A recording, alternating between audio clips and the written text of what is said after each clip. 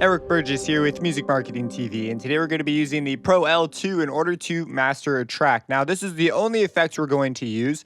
A lot of times, though, it's very common to toss other things in there, things that have a certain color you like or anything like that, but we're just going to use the Pro-L2. We should start from a solid mix. So here is the mix that we have.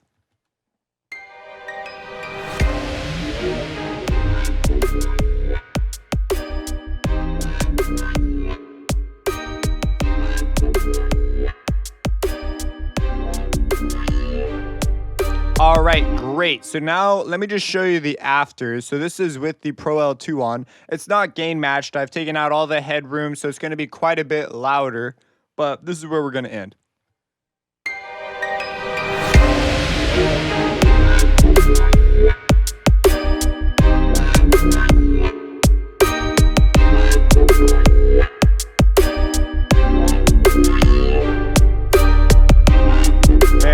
Nice. What a great result. Okay, so let's go ahead and dive into this. Now, I'm going to load up a new one because I'll do it with you. This will sort of run you through my process of how I do this. So first off, I think, where am I going to be sending this? So I'm going to be sending this to streaming services and to things like YouTube. And they have loudness normalization in place, as well as some specs they'd like us to follow. So one of those specs is the peaking. Where do they want us to be peaking? And it turns out for YouTube, it's -1 dB true peak. So we're going to go to -1 dB true peak down here. And you can just double click the knob to set it. And make sure your true peak limiting is on. True peak limiting is just if we have 2 sample points that are our maximum, there might actually be a third value in the middle that's even louder. And true peak limiting just accounts for this. And so that's why we use true peak limiting for this. The next thing we want to do is YouTube in particular has a target loudness they'd like us to hit. It's -14 dB loudness units full scale, or some people call them LUFS. And so we need to change our scale to loudness if yours is not already on loudness. Each one of these scales sort of has a place for a different job, and we're going to be using the loudness scale. And now we're going to go over here, and we need to get a number. This number is going to be our integrated loudness. So what it is the loudness units are a unit based on how humans hear. So if you have more loudness units, it's going to be sounds louder to humans versus things like if you were looking at a peaking meter, just because it was super loud for a second, humans might not actually think that that was very loud at all. And so this is the reason we use this. And YouTube wants us to hit -14 dB. Now I have it on 12. We could set it to -14 here. And this is just our loudness target. It's just a visual for us to pay attention to. And that's sort of our goal. We want to get our loudness around here, but along the way, we'd like to also help our track and try and add a little bit of polish and shine. Now, I'm going to go ahead and change the style. This one's a little more of an arbitrary movement, but I'm going to go to punchy. You could try out the different ones. You'll be surprised at the different results you'll get. For example, aggressive on something that's long and tonal like strings will actually sound pretty colored, but if you do it on drums, it was surprisingly transparent, at least short, punchy drums.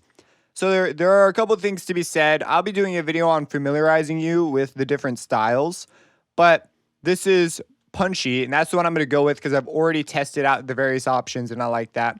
One other thing to keep a note here is my attack and release. I'm happy with where these times are, so there's not really a reason for me to touch those. And there's this transient link for channel linking for the transients. This is basically if it will process the 2 channels the same or independently. The reason we have this, and actually if you go in Ozone, they have a similar setting, is because if you change one channel's dynamics, because we'd be changing the transient, right? That's also going to change the stereo imaging that you set up in your mix. So we don't want to necessarily undo that. So it makes sense to process both channels the same. But sometimes that can actually do a little more damage than good in terms of overall quality. So they give you a mix setting to sort of go between. But if you have a particular area of your song that changes suddenly after this process, it might be due to this if your stereo image has changed. So that's a setting you might just want to be aware of. But anyways, that's what we're going to call good for right there. And we need to get this integrated loudness unit value. So typically what you do is you would restart it, make sure it's just at negative infinity, play through your whole song, you're gonna get a number out. And then that number you wanna get as close to your target. Now I'm gonna go ahead and just give us some boost right here. Let's go up to like 7 and just hear what that does for us. And I'm okay with actually hitting a little bit above 14. So like -12, maybe not -12, closer to -13. The reason is a lot of streaming platforms are actually somewhere close to -14. Not all the platforms are at -14. And if you go a little bit past the target, YouTube will actually turn it down a bit. But if you're under the target, other services and YouTube will actually turn it up. So in those cases, it's okay as long as you're close to this target. If you know that you're going to this one specific platform, then you might hit that one target. But anyways, that's a lot of like technical information. Let's actually get to use our ears now. And one other thing, let's turn oversampling up to ×8. This just helps with any aliasing that might occur. And let's go ahead and let's play this.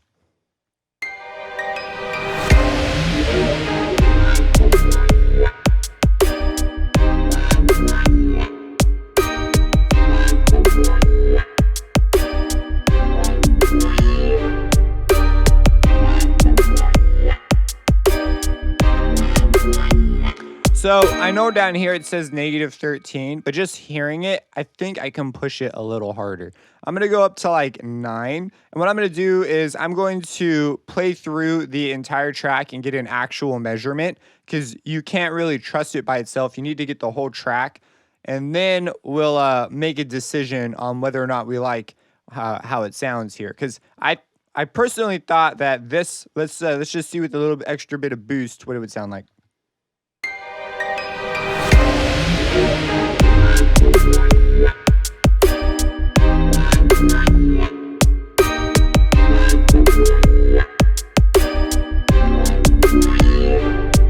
And all we're doing is we're taking out these peaks, and notice that the kick drum doesn't trigger the limiter every time.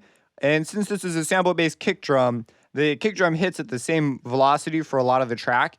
And that is a good thing because it means that the mix was in a good place. So what we're doing is we're just taming those places where things tend to line up and create a momentary spike. And we're just taking that down a little bit.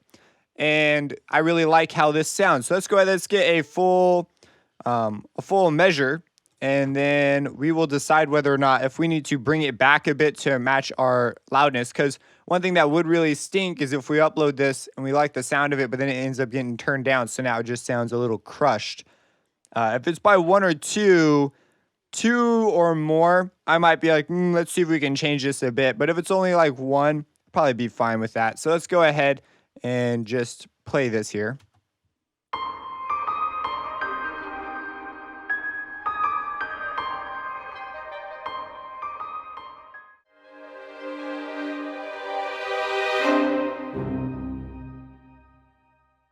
All right, so I've just let it play. I also have it on a special visualizer mode that does a doubling so you can see the history of the track as we play. And it's this one with the 2 lines in the squiggle in the middle, infinite mode.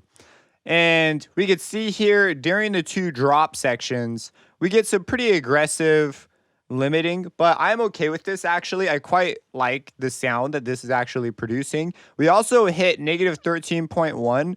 Like, that's like on the money for kind of what I was after. So there we go. I guess this is the best of both worlds. So anyways, that's the process that you would go through in order to do a master. Now here I might actually toss on, there's a particular compressor I have in mind that would add a little bit of color, and I'm kind of want to experiment, see what that would do to it. You may also try things with general bass boosts and cuts. You might be surprised on how much this can impact just the low end through a process like this. So I sometimes like to go back and do secondary mix moves, but this is where we're going to stop for this video. This is how I would apply Pro-L 2. If you have any questions about this, let me know, subscribe, and have a blessed day.